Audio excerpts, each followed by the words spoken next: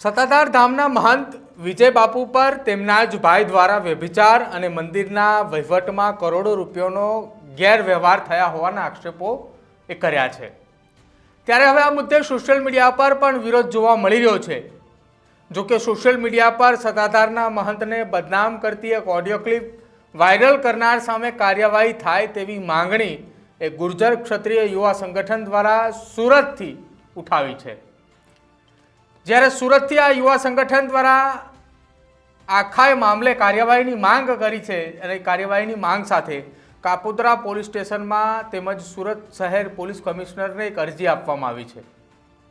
આ પાકીગાની જગ્યા એટલે સત્તાધાર અને સત્તાધાર ધામના એ મહંત વિજય ભગત બાપુ પર જે વ્યભિચાર અને સાથે જ જે ભ્રષ્ટાચારના ગંભીર આક્ષેપો તેમના જ મોટા ભાઈ દ્વારા લગાવવામાં આવ્યા છે અને એ જગ્યા એ વિજય બાપુના ભાઈ નીતિન ચાવડા અને એ નીતિન ચાવડા દ્વારા જે વિજય ભગત ઉપર જે આક્ષેપો લગાવવામાં આવ્યા છે કે વિજય ભગત દ્વારા આશ્રમમાં જ રહેતી એક મહિલા સાથે ખાનગી રીતે લગ્ન પણ કરી લીધા છે અને મંદિરના વહીવટોમાં કરોડો રૂપિયાના વ્યવહારો પણ કરવામાં આવ્યા છે।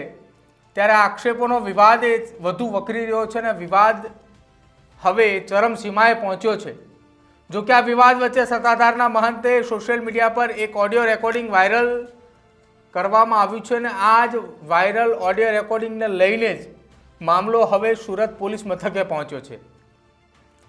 વસંત ચાવડા દ્વારા સોશિયલ મીડિયા ઉપર સત્તાધાર મામલે તેમના યુટ્યુબ પ્લેટફોર્મ પરથી એક વિડીયો વાયરલ કર્યો છે અને એ વિડીયોની અંદર એક વ્યક્તિ સાથે ટેલિફોનિક વાતચીત હતી અને વાતચીતનું રેકોર્ડિંગ જે છે તે હતું।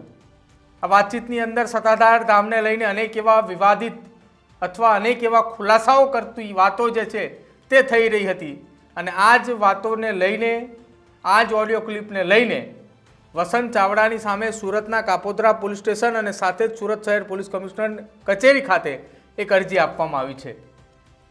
વસંત ચાવડા દ્વારા કોઈ વાતચીતનો એક ઓડિયો ક્લિપ જે પોતાની યુટ્યુબ ચેનલ ઉપર તેને અપલોડ કર્યો હતો અને તે અપલોડની મામલે જ હવે એ વિવાદ વધુ વકર્યો છે અને તેની સામે જ સુરત પોલીસ મથકે એક અરજી થઈ છે। આ અરજીની અંદર વસંત ચાવડાની સાથે સાથે વિજય ભગતના પૂર્વાશ્રમના મોટા ભાઈ નીતિન ચાવડા સામે પણ અરજી કરવામાં આવી છે અને આ વાયરલ રેકોર્ડિંગને લઈને ગુર્જર ક્ષત્રિય યુવા સંગઠન દ્વારા વિરોધ પણ નોંધાવવામાં આવ્યો છે। શું કંઈ કહી રહ્યા છે ગુર્જર ક્ષત્રિય યુવા સંગઠનના આખા કાર્યકર્તાઓ અને સાથે જ જે ફરિયાદ નોંધાવી છે જે સંગઠનના યુવા મોરચા દ્વારા તેમનું શું માનવું છે એ પણ સાંભળો। છેલ્લા 6 મહિનાથી હું જોઉં છું કે સોશિયલ મીડિયાના માધ્યમથી કોઈ વસંત ચાવડા કરીને છે એ સનાતન ધર્મ સત્તાધાર ધામ અને સાધુ સંતોની ઉપર જે ટિપ્પણીઓ કરે છે 6 મહિનાથી તો માત્ર ને માત્ર ટિપ્પણીઓ કરે છે, આક્ષેપો લગાડે છે, પરંતુ એની પાસે કોઈ પુરાવા નથી। આને વાતને ધ્યાનમાં રાખીને ભૂતકાળની અંદર ગુજરાતના મુખ્યમંત્રીને અમે સુરતના કલેક્ટર મારફતે આવેદનપત્રો પણ આપેલા છે। જે 18 વર્ષનું આસ્થાનું પ્રતીક છે, 150 વર્ષની જે દેહાડની જગ્યા છે એ દેહાડની જગ્યાની જે અમારી ગુરુગાદી છે એને બદનામ કરવાના જે કાવતરા ઘડાઈ રહ્યા છે એ કાવતરાની પાછળ કોણ છે, સત્તાધાર બચાવ સમિતિ કોણ છે, એ બધા જ અમે આવેદનપત્રની અંદર ઉલ્લેખ કરેલો હતો, પરંતુ હજી સુધી એમાં કોઈ નક્કર કાર્યવાહી થઈ હોય એવું અમને દેખાતું નથી। એટલે આજે સુરત કમિશનર કચેરી ખાતે અને કાપોદ્રા પોલીસ સ્ટેશનની અંદર અમે એક ફરિયાદ લઈને આવ્યા છીએ। ફરિયાદી છે જયભાઈ ટાંક। એ ફરિયાદની અંદર જે ઉલ્લેખ છે ને સીડીના માધ્યમથી જે અમે કંઈ આધાર પુરાવા આપ્યા છે, પોલીસ તંત્રને એટલી પણ વિનંતી કરીએ, સનાતન ધર્મને બચાવવાવાળી સરકાર છે, સુરતની અંદર ગૃહમંત્રીનું રાજ છે, તો હું આપના માધ્યમથી વિનંતી કરવા માગું છું કે ભાજપની સરકાર સનાતન ધર્મને જો બચાવવા માટે આગળ આવતી હોય અને ભાજપના રાજની અંદર રામ મંદિર બનતા હોય ને આ રામને નામ ઉપર કલંક લગાવે આવા વ્યક્તિઓ સામે કાર્યવાહી કરવામાં આવે। સત્તાધાર ધામ બદનામ થાય છે, સનાતન ધર્મ પહેલાં તો બદનામ થાય છે અને સાધુ સંતોને બદનામ કરવાના જે આવા વિઘ્ન સંતોષી લોકો છે એની ઉપર કડકમાં કડક કાર્યવાહી કરવાની ગુનાહિત જે કૃત્ય છે એ કૃત્યને પર્દાફાશ કરવામાં આવે એવી જ રજૂઆત અને એવી જ ફરિયાદ અમે લઈ આજે કાપોદ્રા પોલીસ સ્ટેશનના પીઆઈને મળ્યા। પીઆઈએ પણ સારો એવો સહયોગ આપ્યો છે અને કીધું છે કે અભ્યાસ કરી અને જો લાગશે તો ગુનો દાખલ કરીશું। વ્યક્તિનું નામ છે વસંત ચાવડા। યુટ્યુબના માધ્યમથી કોઈના કોઈ રેકોર્ડિંગ ને વાયરલ કરી અને એન કેન પ્રકારે સત્તાધાર સનાતન ધર્મ ને બદનામ કરવાના જે ષડયંત્રો ચાલી રહ્યા છે, મને લાગે છે કે એની પાછળ પણ કોઈ ગોડફાધર હોય એવું સ્પષ્ટપણે દેખાય છે. તો એવી જ વિનંતી છે કે આ બધી જેની પાછળ હોય એનો પણ પર્દાફાશ થાય અને જે લોકોએ જે યુટ્યુબની અંદર મૂક્યું છે અને જે અમુક લોકોની જે પ્રાઇવેસી ભંગ થઈ છે એની ઉપર પણ ગુનો દાખલ થાય એવી આજે અમે રજૂઆત કરીએ છીએ. છેલ્લા 6 મહિનાથી હું જોઉં છું કે સોશિયલ મીડિયાના માધ્યમથી કોઈ વસંત ચાવડા કરીને છે એ સનાતન ધર્મ, સત્તાધાર ધામ અને સાધુ સંતોની ઉપર જે ટિપ્પણીઓ કરે છે, 6 મહિનાથી તો માત્ર ને માત્ર ટિપ્પણીઓ કરે છે, આક્ષેપો લગાડે છે, પરંતુ એની પાસે કોઈ પુરાવા નથી. આને વાતને ધ્યાનમાં રાખીને ભૂતકાળની અંદર ગુજરાતના મુખ્યમંત્રીને અમે સુરતના કલેક્ટર મારફતે આવેદનપત્રો પણ આપેલા છે. જે 18 વર્ષનું આસ્થાનું પ્રતીક છે, 150 વર્ષની જે દેહાડની જગ્યા છે, એ દેહાડની જગ્યાની જે અમારી ગુરુગાદી છે એને બદનામ કરવાના જે કાવતરા ઘડાઈ રહ્યા છે, એ કાવતરાની પાછળ કોણ છે, સત્તાધાર બચાવ સમિતિ કોણ છે, એ બધા જ અમે આવેદનપત્રની અંદર ઉલ્લેખ કરેલો હતો, પરંતુ હજી સુધી એમાં કોઈ નક્કર કાર્યવાહી થઈ હોય એવું દેખાતું નથી. એટલે આજે સુરત કમિશનર કચેરી ખાતે અને કાપોદ્રા પોલીસ સ્ટેશનની અંદર અમે એક ફરિયાદ લઈને આવ્યા છીએ. ફરિયાદી છે જયભાઈ ટાંક. એ ફરિયાદની અંદર જે ઉલ્લેખ છે ને સીડીના માધ્યમથી જે અમે કાંઈ આધાર પુરાવા આપ્યા છે, પોલીસ તંત્રને એટલી પણ વિનંતી કરીએ, સનાતન ધર્મને બચાવવાવાળી સરકાર છે, સુરતની અંદર ગૃહમંત્રીનું રાજ છે, તો હું આપના માધ્યમથી વિનંતી કરવા માગું છું કે ભાજપની સરકાર સનાતન ધર્મને જો બચાવવા માટે આગળ આવતી હોય અને ભાજપના રાજની અંદર રામ મંદિર બનતા હોય ને આ રામને નામ ઉપર કલંક લગાવે આવા વ્યક્તિઓ સામે કાર્યવાહી કરવામાં આવે.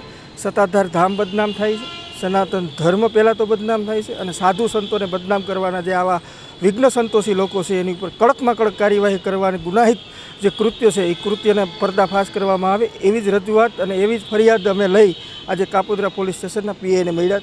પીઆઈએ પણ સારો એવો સહયોગ આપ્યો છે અને કીધું છે કે અભ્યાસ કરી અને જો લાગશે તો ગુનો દાખલ કરીશું. વ્યક્તિનું નામ છે વસંત ચાવડા.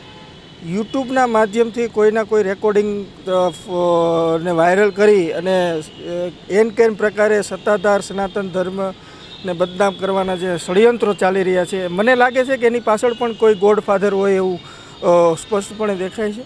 તો એવી જ વિનંતી છે કે આ બધી જેની પાછળ હોય એનો પણ પર્દાફાશ થાય અને જે લોકોએ જે યુટ્યુબની અંદર મૂક્યું છે અને જે અમુક લોકોની જે પ્રાઇવેસી ભંગ થઈ છે એની ઉપર પણ ગુનો દાખલ થાય એવી આજે અમે રજૂઆત કરીએ છીએ. તો સુરતની અંદર હવે સત્તાધારનો વિવાદ એ પહોંચ્યો છે.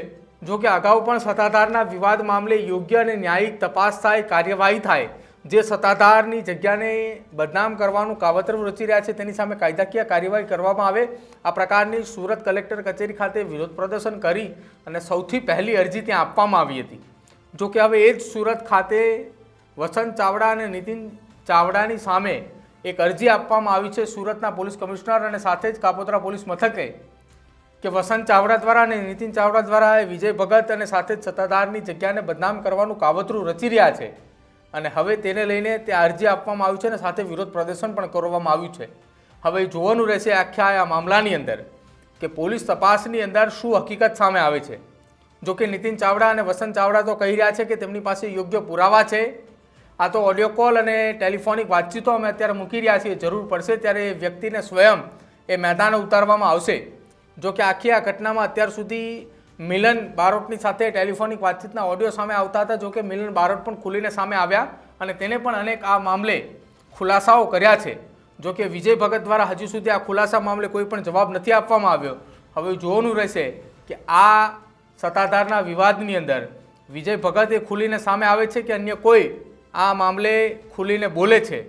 આપનું શું માનવું છે સુરતના પોલીસ કમિશનર કચેરી અને કાપોદ્રા પોલીસ મથકે થયેલી એ અરજીને લઈને એ અમારા કમેન્ટ સેક્શનની અંદર જરૂર જણાવજો. અમારી ચેનલ ન્યૂઝ રૂમને આપ આજે લાઈક કરજો, શેર કરજો અને સબસ્ક્રાઈબ કરવાનું ભૂલતા નહીં. નમસ્કાર.